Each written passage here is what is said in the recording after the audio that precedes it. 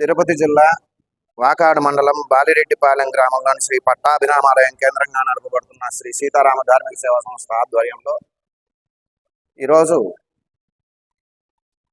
తిరుపతి జిల్లా కోట మండల కేంద్రంలోని శ్రీ ప్రగతి విద్యా సంస్థలు, శ్రీ ప్రగతి హాస్పిటల్స్ అధినేత శ్రీ పసుపులేటి కిషోర్ గారి జన్మదినం సందర్భంగా 17 ఆర్థికంగా వెనకబడిన కుటుంబాలకు పాదరక్షలు, దుప్పట్లు, కూరగాయలను పంపిణీ చేశారు.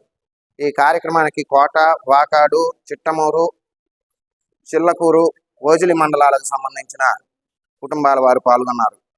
ఈ సందర్భంగా విచ్చేసిన వారందరూ కూడా శ్రీ పసుపులేటి కిషోర్ గారికి జన్మదిన శుభాకాంక్షలు తెలియజేశారు. ఈ కార్యక్రమంలో శ్రీ పసుపులేటి కిషోర్ గారు, వారి శ్రీమతి డాక్టర్ దివ్యప్రియ, వారి కుమారుడు నిహాల్ మనోహర్ చేతుల మీదుగా కార్యక్రమాన్ని జరిపించారు.